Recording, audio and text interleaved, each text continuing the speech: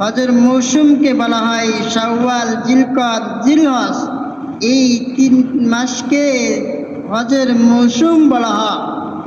ইতিপূর্বে আমাদের মাস থেকে রজব, শাবান, রমজান এই 3 মাসকে বলা হয়েছিল আমলের মৌসুম। আর শাওয়াল, জিলকদ, জিলহজের 10 তারিখ পর্যন্ত বলা হয় হজের মৌসুম। সেই হজের গুরুত্ব সম্পর্কে আল্লাহ রাব্বুল আলামিন হযরতে আব্দুল্লাহ ইবনে ওমর রাদিয়াল্লাহু তাআলা আনহু থেকে বর্ণিত এক হাদিস, আল্লাহ রাসূল সাল্লাল্লাহু আলাইহি ওয়াসাল্লাম বলেন, বুনিয়াল ইসলামু আলা খামসিন শাহাদাতি আল্লা ইলাহা ইল্লাল্লাহ ওয়া আন্না মুহাম্মাদার রাসূলুল্লাহ ওয়া ইকামিস সালাতা ওয়া ইতাইজ যাকাতা ওয়াল হজ্জি ওয়া সাওমি ওয়া রমাদান। হযরতে আব্দুল্লাহ ইবনে ওমর রাদিয়াল্লাহু তাআলা আনহু থেকে বর্ণিত হাদিস, আল্লাহ রাসূল সাল্লাল্লাহু আলাইহি ওয়াসাল্লাম ইরশাদ ফরমান, হজ ইসলামের মূল ভিত্তি হইল 5টা। এর ভিতরে 1 নম্বর হলো কালিমা লা ইলাহা ইল্লাল্লাহু ওয়া আন্না মুহাম্মাদার রাসূলুল্লাহ, যার অর্থ হইল আল্লাহ রাব্বুল আলামিন ছাড়া কোনো উপাস্য নাই এবং মুহাম্মদুর রাসূলুল্লাহ সাল্লাল্লাহু আলাইহি ওয়াসাল্লাম আল্লাহর প্রেরিত রাসূল। 2 নম্বর স্তম্ভ হইল ওয়া ইকামিস সালাতা, নামাজ কায়েম করা, ওয়া ইতাইজ যাকাতা, 3 নম্বর হইল যাকাত প্রদান করা, ওয়াল হজ্জি, 4 নম্বর হইল হজ করা, ওয়া সাওমি রমাদান, 5 নম্বর হইল রমজান মাসের রোজা রাখা। এই হাদিস শরীফকে আবার 2 ভাগে ভাগ করা হয়েছে। 1 নম্বর হলো ইতিকাদ অর্থাৎ বিশ্বাস, 2 নম্বর হলো আমল তথা ইবাদত। ইতিকাদ তথা অন্তরে কালিমার বিশ্বাস, মুখে স্বীকারোক্তি দেওয়া। আমল আবার 3 প্রকার। 1 প্রকার আমল হলো শারীরিক, যেমন নামাজ এবং রোজা। আর 1 প্রকার ইবাদত হইল শারীরিক, যেমন যাকাত।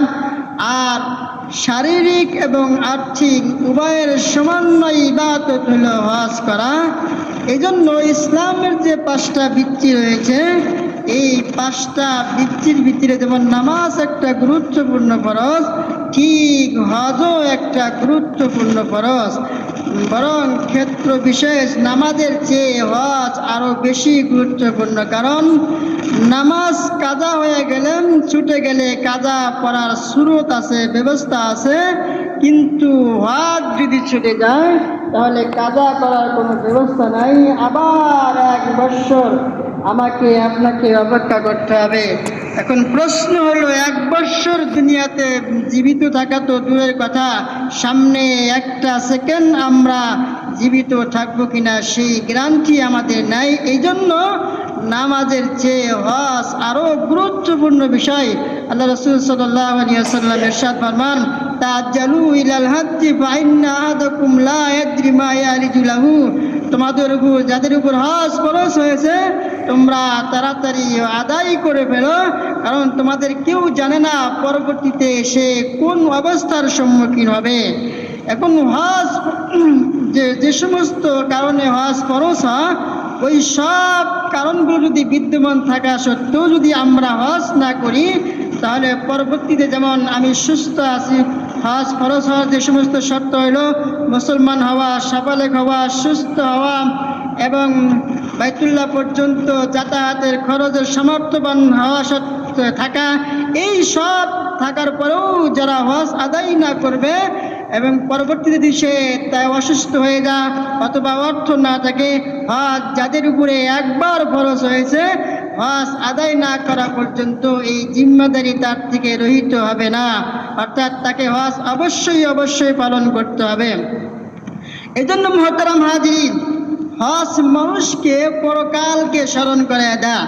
পরকালকে কেমনে স্মরণ করে দেয়?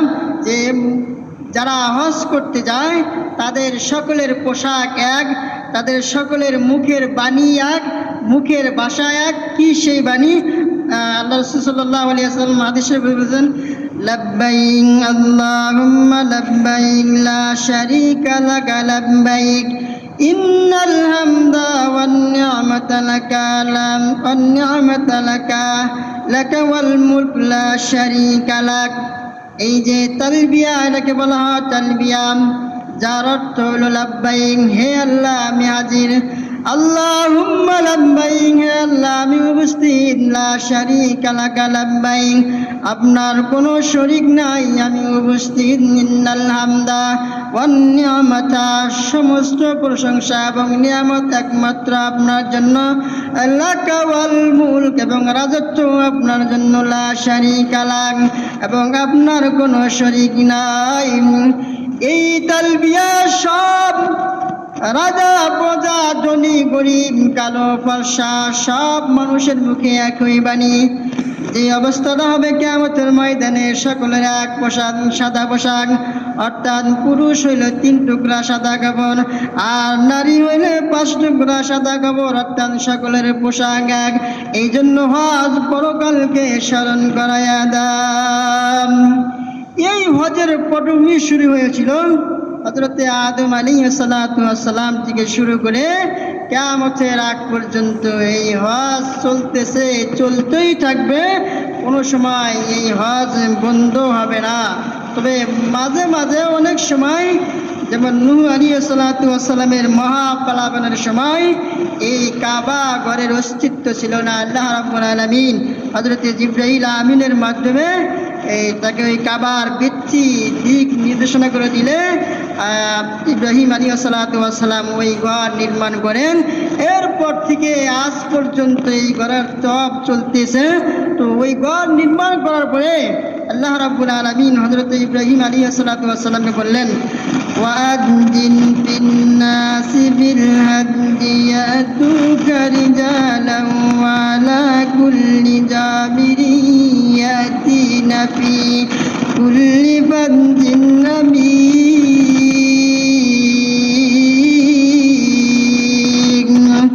আল্লাহ রাব্বুল আলামিন বলেন, হে ইব্রাহিম খলিলুল্লাহ, আপনি মানুষদের মাঝে ঘোষণা করে দেন, কারণ তারা দূর দূরান্ত থেকে পায়ে হেঁটে এবং দুর্বল উষ্টিতে তারা আমার এই ঘর জিয়ারত করতে আসবে। ইব্রাহিম খলিলুল্লাহ বললেন, ইয়া রাব্বুল আলামিন, এই জনমানবহীন প্রান্তরে আমার আহ্বানকে শুনবেন। ইব্রাহিম আলাইহিস সালাম যখন ঘোষণা করে দিলেন, কোন কোন বর্ণনা রয়েছে আবু কুবাইস পাহাড়ে দাঁড়াইয়া ইব্রাহিম আলাইহিস সালাম তার 2 কানের ভিতরে শাহাদাত আঙ্গুল প্রবেশ করাইয়া এরপরে তিনি ঘোষণা করলেন, ডাইনে বামে পূর্বে পশ্চিমে দিকে মুখ করে ঘোষণা করলেন, এই লোক সকল, তোমাদের জন্য তোমাদের প্রভু ঘর নির্মাণ করেছেন এবং এই ঘরের জিয়ারত করা তোমাদের জন্য ফরজ করে দিয়েছেন। আল্লাহ রাব্বুল আলামিন সেই দিন ইব্রাহিম আলাইহিস সালামের বাণী আসমান জমিন না, তাম পৃথিবীতে এমন কোনো জায়গা নাই যে জায়গায় এই বাণী পৌঁছায়া দেন নাই। শুধু দুনিয়া এবং আসমান না, আলমে আরওয়াহে রূহের জগতে যারা ছিলেন তাদের কাছে আল্লাহ রাব্বুল আলামিন এই বাণী পৌঁছায়া দিয়েছেন। ওই দিনের এই বাণী শ্রবণ করার পরে যারা যতবার লাব্বাইক বলেছে, দুনিয়ার জীবনে আসার পর তারা ততবার হজ করার তৌফিক প্রাপ্ত হয়েছে। ইব্রাহিম আলাইহিস সালাম যখন ঘোষণা করলেন, হে লোক সকল, তোমাদের উপর তোমাদের প্রভু ঘর নির্মাণ করেছেন এবং এই ঘরে জিয়ারত করা তোমাদের উপর ফরজ করে দিয়েছেন, এই কথাটা আল্লাহ রাব্বুল আলামিন আসমান জমিন রূহের জগতে যারা ছিল সকলের কানে আল্লাহ রাব্বুল আলামিন পৌঁছায়া দিয়েছিলেন।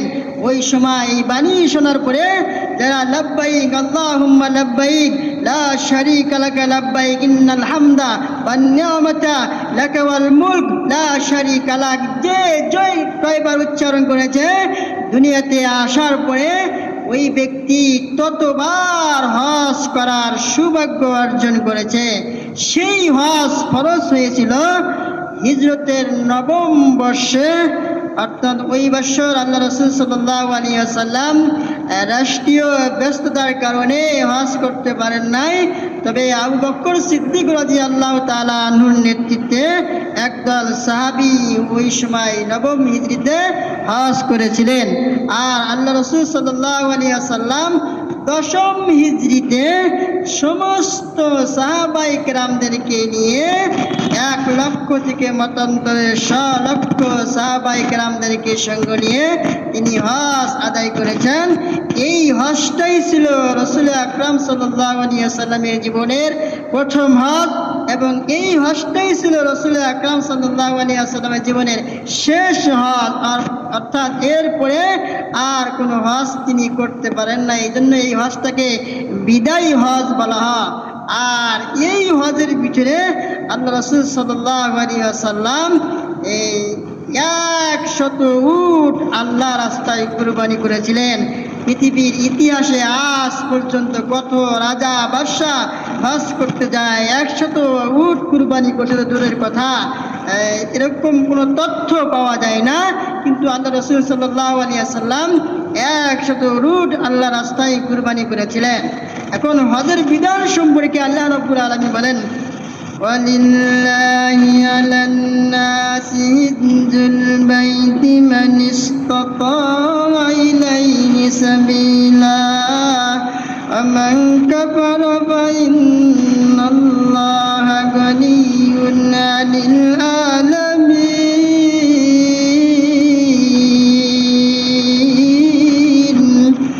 আল্লাহ রাব্বুল আলামিন বলেন, ওয়ালিল্লাহি আলান নাসি হিজ্জুল বাইতি মান ইসতাতা ইলাইহি সাবিলা, যারা বাইতুল্লাহ পর্যন্ত যাওয়ার আসার সামর্থ্য রাখে তাদের উপরে আল্লাহ রাব্বুল আলামিন হজকে ফরজ করেছেন।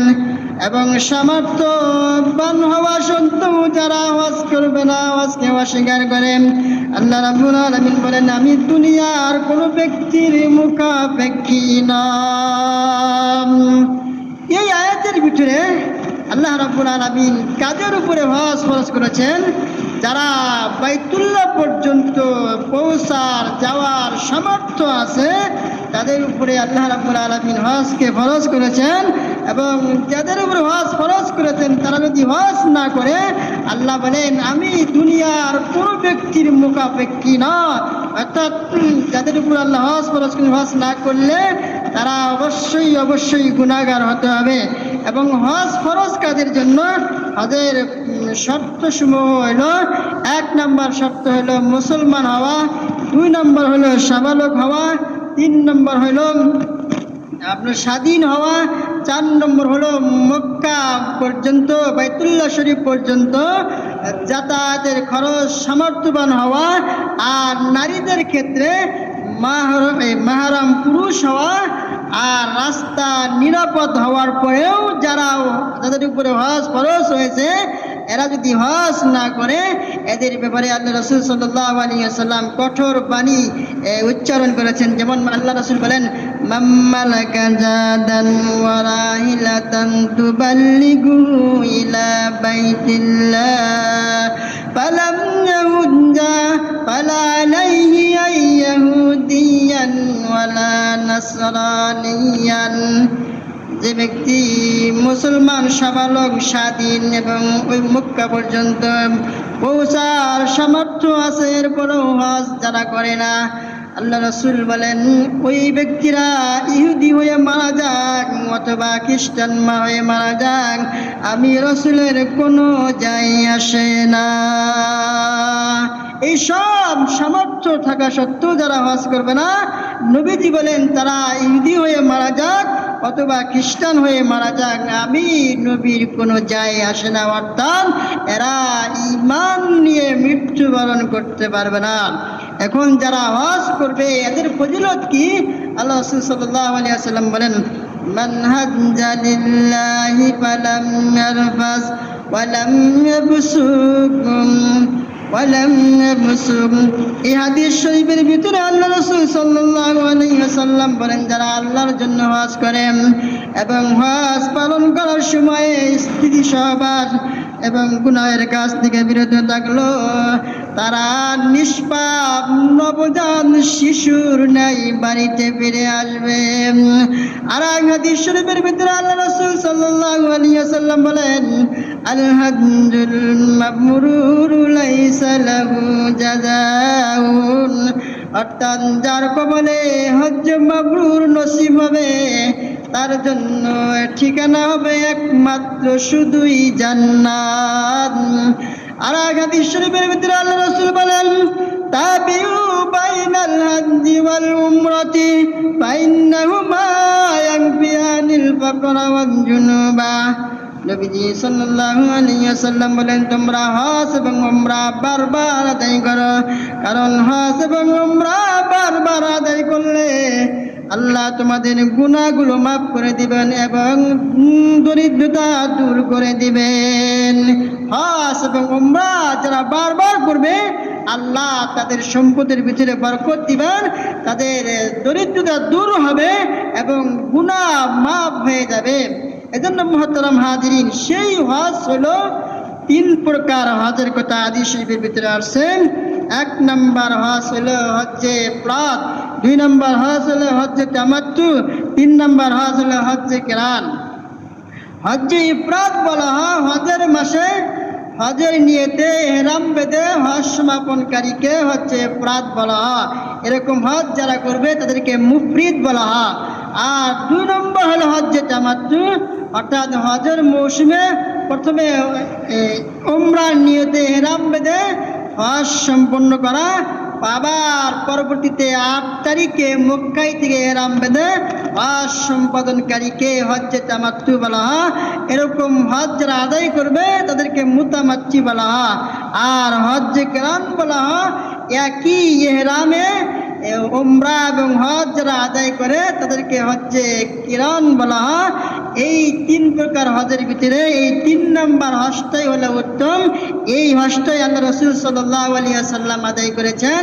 এজন্য এই হজ আদায় করার আগে, ইহরাম বাঁধার আগে হাজী সাহেবদের জন্য কিছু কাজ আছে, যেমন আপনার নখ, হাতের নখ, পায়ের নখ এবং চুল, মোজ, দাড়ি এবং বগলের নোম, নাভির নিচের নোম পরিষ্কার করতে হবে এবং পরিষ্কার করার পরে গোসল করা সম্ভব হলে গোসল করতে হবে, অন্যথায় ওযু করে এরপরে ইহরামের 2 টুকরা কাপড়, 1 টুকরা পরিধান করবে আর 1 টুকরা কাপড় গায়ে লাগাবে। এরপরে যেই প্রকার হজ করবে ওই প্রকার হজের জন্য 2 রাকাত নামাজ পড়বে এবং আল্লাহর কাছে কবুল হওয়ার জন্য এবং সহজ হওয়ার জন্য আল্লাহর কাছে দোয়া করবে। এরপরে এই 3 বার নামাজ শেষে 3 বার এই তালবিয়া পাঠ করলেই লাব্বাইক আল্লাহুম্মা লাব্বাইক লা শারীকা লাকা লাব্বাইক ইন্নাল হামদা ওয়ান নি'মাতা লাকা ওয়াল মুলক লা শারীকা লাক, এই তালবিয়া 3 বার পাঠ করলেই ইহরামের কাজ শেষ হয়ে যায়। এরপরে আপনার হজের মূল কার্যক্রম শুরু হয় 8ই জিলহজ থেকে।